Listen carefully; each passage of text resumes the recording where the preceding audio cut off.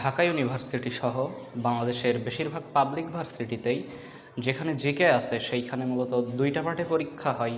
একটা হলো বাংলাদেশ পার্ট এবং অন্যটি হলো আন্তর্জাতিক।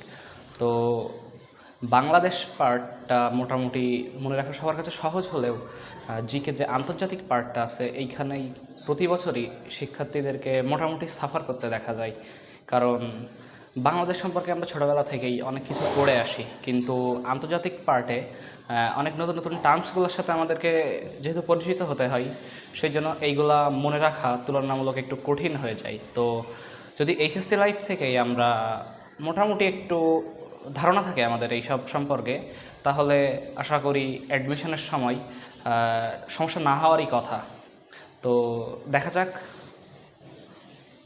প্রথমেই এইখানে আমি 10টা টার্ম লিখেছি যেইগুলো আসলে রাজনৈতিক পরিভাষা। তো রাজনৈতিক পরিভাষা বলতে যে রাজনীতির বিভিন্ন ক্ষেত্রে ইউজ করা হয় এমন কিছু পরিভাষা। তো দেখা যাক।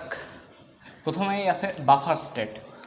বাফার স্টেট মূলত এমন একটি রাষ্ট্র যে দুইটা বিবাদমান রাষ্ট্রের মাঝে যদি একটি ছোট রাষ্ট্র থাকে যেটা তুলনামূলক দুর্বল, তখন সেটাকে বলা হয় বাফার স্টেট।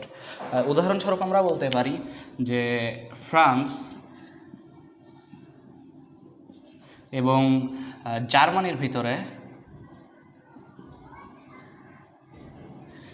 বাফার স্টেট হলো বেলজিয়াম।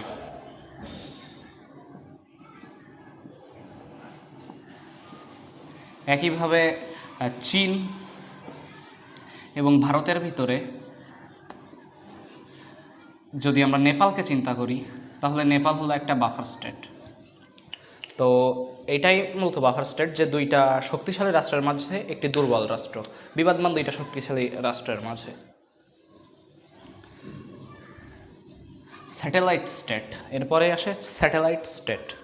এখন স্যাটেলাইট স্টেট বলতে এমন রাষ্ট্রকে বোঝায় যে পার্শ্ববর্তী তুলনামূলক শক্তিশালী রাষ্ট্র যখন পাশে থাকা ছোট একটি রাষ্ট্রের ওপর বিভিন্নভাবে প্রভাব বিস্তার করে, সেটা হতে পারে রাজনৈতিক প্রভাব, অর্থনৈতিক প্রভাব, তখন সেটাকে বলা হয় স্যাটেলাইট স্টেট। এক্ষেত্রেও আমরা ভারত এবং বাংলাদেশের কথা চিন্তা করতে পারি, কারণ ভারত বাংলাদেশকে বিভিন্নভাবে প্রভাবিত করে, রাজনৈতিকভাবে হোক, অর্থনৈতিকভাবে হোক। সেজন্য স্যাটেলাইট স্টেট বলতে এটাই মানে বাংলাদেশ এবং ভারতের উদাহরণ আনলেই মোটামুটি ক্লিয়ার হওয়া যায় যে স্যাটেলাইট স্টেট কী। পার্সোনা নন গ্রাটা, এই টার্মটা একটু নতুন লাগতে পারে আমাদের কাছে যারা এইচএসসি থেকে আমরা এই ভিডিওগুলো দেখছি। তো পার্সোনা নন গ্রাটা হলো যে কোনো দেশে অবস্থানরত কোনো রাষ্ট্রদূতকে, অন্য দেশের রাষ্ট্রদূতকে যখন কোনো কারণ ছাড়াই তাকে অবাঞ্ছিত ঘোষণা করা হয়, ঠিক আছে, তখন তাকে বলা হয় পার্সোনা নন গ্রাটা, অর্থাৎ এই যে পার্সোনা নন গ্রাটা। আর রাষ্ট্রদূত টার্মটার সাথে আমরা মোটামুটি পরিচিত। রাষ্ট্রদূত হলো তারাই যারা আসলে অন্য দেশে, মানে নিজের দেশ বাদে অন্য দেশে সেই দেশের প্রতিনিধিত্ব করে, এবং হাই লেভেলের কূটনীতিবিদ যারা, তারাই হলো রাষ্ট্রদূত। এখন হাই কমিশনার এবং অ্যাম্বাসেডর, এই দুইটা কি এক? আসলে দুইটা এক না। তারা দুইজনই সর্বোচ্চ লেভেলের কূটনীতিক, ঠিক আছে, কিন্তু হাই কমিশনার হলো যে, হাই কমিশনার বলতে মূলত বোঝায় যে কমনওয়েলথভুক্ত যেসব দেশ আছে,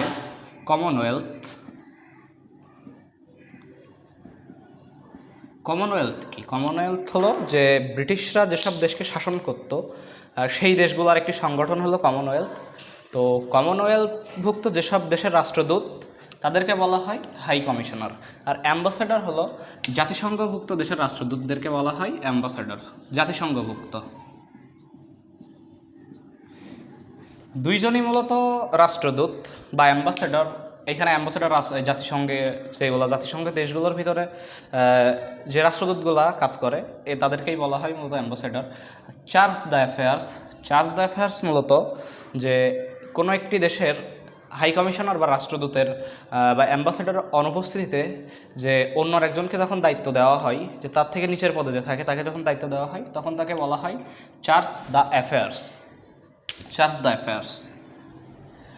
ডিপ্লোম্যাটিক ইলনেস বলতে বোঝায় যে কোনো একটা মিটিংয়ে কথার কথা, যে আমি ইলনেস মানে তো বোঝা হচ্ছে অসুস্থতার আসলে অজুহাত দেখিয়ে কোনো কূটনৈতিক আলাপে যদি কোনো রাষ্ট্রদূত বা কেউ না যায়, তখন তাকে বলা হয় ডিপ্লোম্যাটিক ইলনেস মূলত। ইমপিচমেন্ট এবং স্ট্র ভোট। ইমপিচমেন্ট টার্মটির সাথে আমরা পরিচিত মোটামুটি, কারণ ইমপিচমেন্ট হলো যে রাষ্ট্রপতি যিনি মানে প্রেসিডেন্টকে অপসারণের নিয়মতান্ত্রিক উপায়কে বলা হয় ইমপিচমেন্ট, যে প্রেসিডেন্টের অপসারণের পদ্ধতি, প্রেসিডেন্টের অপসারণের পদ্ধতি।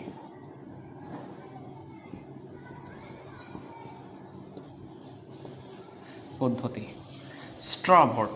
স্ট্র ভোট হলো যে কোনো বিষয়ে মানে যখন এটা বেসরকারিভাবে আসলে জরিপ করা হয় তাকেই বলা হয় মূলত স্ট্র ভোট। উদাহরণস্বরূপ আমরা এখানে যে আমেরিকায় যখন নির্বাচন হয় তার আগে যে অনেক নিউজ চ্যানেল নিউজ করে না যে এই স্টেটে এতগুলা ভোটে এগিয়ে আছে, এত পার্সেন্ট ভোটে এগিয়ে আছে এই প্রার্থী।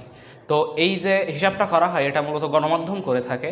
তো গণমাধ্যমের ওই হিসাবকেও এক রকমের স্ট্র ভোটই বলা যায়। তার মানে হলো বেসরকারিভাবে কোনো একটা জরিপ, কোনো বিষয়ে জনমত যখন নেওয়া হয় তখন তাকেই বলা হয় সেটা হলো একটা স্ট্র ভোট।